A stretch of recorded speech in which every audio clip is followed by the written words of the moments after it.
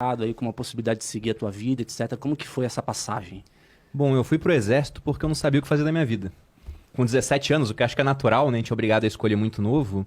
E eu tava na dúvida na época entre fazer direito, e felizmente eu não fiz, porque quando eu tive um pouquinho de aula de direito eu odiei. Entre fazer educação física, que é um negócio que eu gosto, mas todo mundo falava, você não vai ganhar dinheiro com isso. Mas mal sabiam eles que a internet ia vir mostrar que você estava errado. E tinha um concurso pro exército no segundo ano do ensino médio. E o meu pai é militar, os meus tios todos são militares. Eu falei, vou tentar o concurso para ver como é que é. Eu tentei, não estudei muito, e eu era um aluno bem mediano na época da escola. E na prova do concurso eu fui tirando a média. 5, 5, 5, 5. Até que em redação não fui bem, eu não passei. Só que quando eu não passei, eu fiquei meio mordido. Eu falei, caramba, quase que eu fui, não fui. E eu falei, quer saber? Vou fazer de novo o concurso, vou prestar vestibular ao mesmo tempo e vou para aquilo que eu passar. Fiz o vestibular, fiz o concurso e nessa época eu estudei muito. Foi quando eu redescobri a minha inteligência, digamos assim, porque eu fiquei tanto tempo tirando a média que eu pensei que era um cara mediano mesmo, né? Medíocre. E na época do concurso eu comecei a estudar muito. Eu acordava de manhã, 6 da manhã, estudava até meio-dia, ia pro cursinho, eu larguei a escola só pra fazer cursinho. Ninguém me apoiou, só meu pai, porque ele falou, você tá comprometido? Eu falei, tô, então tudo bem, você sai. Não fiz o terceiro ano do ensino médio na época, fiz o curso e do primeiro simulado até o último, eu sempre estava muito bem classificado. Eu fiquei em primeiro durante boa parte do cursinho. Foi até engraçado que no primeiro simulado era de história e física. Eu gabaritei história, eu fui muito bem em física. Eu era horrível em física na escola. Eu pegava meu livro da escola para estudar e eu olhava assim as resoluções, parecia que um macaco tinha feito a resolução tudo errado, né?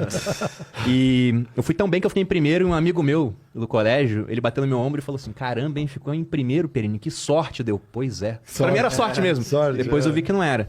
E aí eu fui pro exército pra ver como era. Eu gostei do que eu vi lá dentro, eu sempre fui um cara disciplinado, então eu me adaptei de maneira muito tranquila. Só que eu comecei a investir logo com o meu primeiro salário.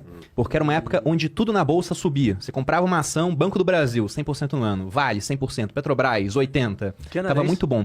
2006, 2007. E o meu pai, que não era uma pessoa que investia, começou a investir. Mostrando como eu tava chegando no final do ciclo, né? Que é quando todo mundo que não investe começa a se interessar por bolsa depois que subiu muito. E eu peguei R$100 do meu primeiro salário e investi em um fundo, que era o único fundo que permitia naquela época um ingresso com tão pouco dinheiro. Os outros tinham um ticket mais alto. Não é verdade. E esse fundo, em 2 meses, saiu de R$100 para 140 que eu tinha lá dentro. Foi 40% de rentabilidade. Caramba. O que não era muita coisa em termos absolutos, eram R$40, né? Que comprava muito mais do que compra hoje, né? Por causa da inflação. Mas mesmo assim, eu vi a conta percentual e falei, caramba, esse negócio de investimento é muito bom. Eu comecei a estudar mais sobre isso.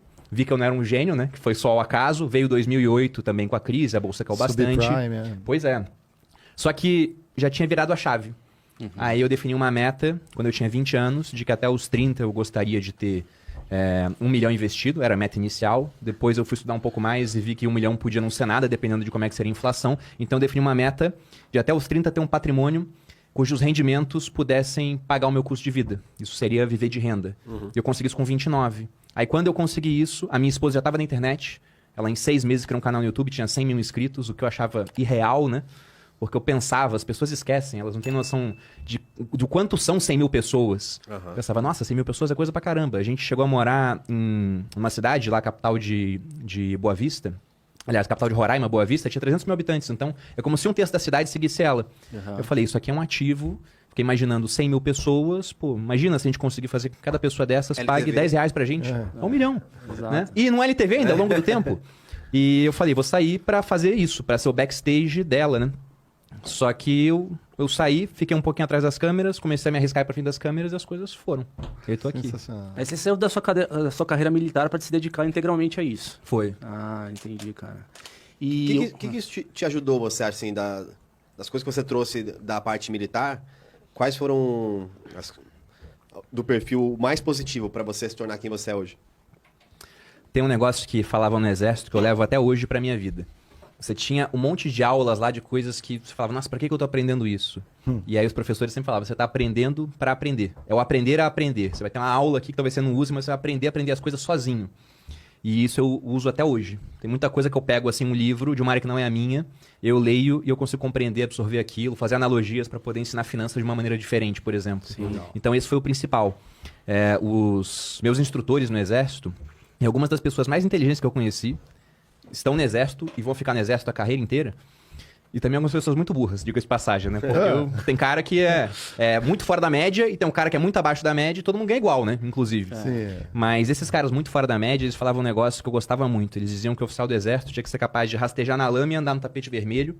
E tinha que ter um oceano de conhecimento, mesmo que fossem alguns pontos com um palmo de profundidade. Então você tem que ser um cara generalista, assim, tem que saber um pouco de tudo e muito de algumas coisas específicas. Legal. Entendi. E se eu for olhar o que eu faço hoje, é basicamente isso. Mas esse é o tipo de inteligência social, né, cara? Você poder navegar em diferentes grupos, com diferentes pessoas, falando de diversos temas, sem que você... sabendo fazer relacionamento e poder levar mensagem. É engraçado porque isso é o perfil do financeiro também, né? Nas empresas. Então, para pensar, eu que vim no mundo corporativo, também isso sempre foi falado. O financeiro é a segunda pessoa que mais sabe de qualquer área. Do marketing, quem tem que saber o melhor é o marketing. Mas a segunda pessoa que mais tem de marketing é o financeiro. Vendas, mesma coisa. O segundo melhor é o financeiro. Supply, o financeiro. Mas em finanças é o... Então é interessante esse... Porque é a descrição do financeiro. Um cara de logística não tem que entender tanto de marketing ou de finanças. Ele pode ser muito bom de logística. Agora, o financeiro é o que faz essa ponte do... talvez por isso combou tão bem para você, acho, fazer essa... Mas eu acho que, por exemplo, em qualquer outra função, você falou, por exemplo, o cara de logística não tem que ter, mas se ele tiver... diferencial, isso. Que Mas é aquilo que você mostra também, que você tem que ter uma certa curiosidade pelas coisas, né? Sim, sim. Vocês até me lembraram uma coisa, tem uma piada, né, uma anedota de um concurso entre animais onde o pato acabou virando o rei da selva. Já ouviram essa já? Não. Nunca ouviram? É. Era um concurso entre os animais para ver quem era o animal mais poderoso, né? Que receberia o título de rei da selva. Aí foi competir o leão, a águia, o tubarão e o pato. E aí fizeram várias provas. Na corrida, o leão ganhou. A águia e o pato não podiam voar, tinham que correr. Chegaram mais ou menos empatados e o tubarão não conseguiu completar, logicamente. Aí foram nadar. O tubarão ganhou, o pato em segundo... O leão quase morreu afogado e a águia também não conseguiu, né? Porque se entrasse na água, ia afundar. E aí depois fizeram um voo. A águia em primeiro, o pato em segundo e o leão e o tubarão não foram pra frente. Então, por pontos corridos, o pato virou o rei da selva. Ou seja, porque ele era o segundo melhor em tudo, digamos assim. Ou seja, financeiro, você é um pato. É verdade. Você é um pato a serviço do leão, olha só. Da águia, às vezes, né? Da águia. Ou do leão. Do tubarão. Do tubarão, É o depende segundo dos outros. Ótima, boa. Mas enquanto hoje um profissional do mercado de investimentos, você acha que o que te forjou a ser o que você é hoje vem mais do que você adquiriu no teu passado ou das coisas que o mercado te trouxe ao longo do tempo? Acho que é um misto, né? É até curioso, porque o ser humano ele tem uma capacidade analítica melhor do que sintética. Então hoje é fácil pegar o Bruno Perini assim e quebrar ele em caixinhas e ver, isso aqui é disciplina, por exemplo. Deve ser o exército. Aqui ele tem um gosto por finanças. O pai dele começou a investir naquela época. Ele gosta de mitologia. Isso aqui é, sei lá, vidas passadas. Vai colocando um monte de coisa, né? Só que é difícil você sintetizar e falar, isso aqui vai ser ingrediente suficiente para esse cara virar um bom educador financeiro. Então, se for fazer uma análise crua, cada acontecimento da minha vida acabou me trazendo até aqui.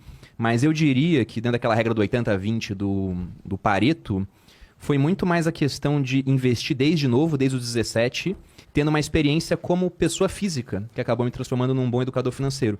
Porque o gestor de fundo, por exemplo, não está interessado em passar a educação financeira. Ele está interessado em gerir o fundo dele, em ganhar dinheiro. Né? As pessoas que mais ganham dinheiro no mercado não estão no Instagram fazendo stories, elas estão ganhando dinheiro no mercado, não se preocupam com a parte educacional. O cara que tem muito dinheiro também, ele vai abrir um fundo exclusivo, ele não vai passar conteúdo para a pessoa física. O cara que, sei lá... É trader, vai falar só daquilo, não está interessado em passar a visão do todo. Eu, como pessoa física, eu investi em tudo. Eu fiz dinheiro com renda fixa, tanto da maneira tradicional quanto com marcação a mercado. Né? Eu não vou falar aqui que eu fui o primeiro a trazer essa pauta de marcação a mercado para o YouTube, porque a ausência de evidência não é evidência de ausência. Né? Talvez outras pessoas tenham feito isso sem que eu tenha visto.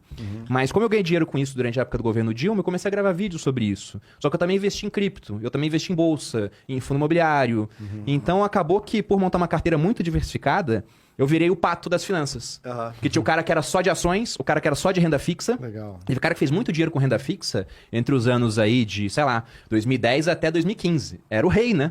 Juros altíssimos. Aí quando começou a cair os juros, ninguém mais queria comprar o curso de renda fixa. Eu lembro que eu dei uma grana comprando LTN nessa época, Pois cara. é. Aí veio a fase do curso de bolsa. Aí os caras de curso de bolsa estourando, vendendo pra caramba. Aí a bolsa teve um ano ruim ano passado. Já começaram a ficar à míngua. Aí veio a fase da cripto. O pessoal das criptomoedas voando.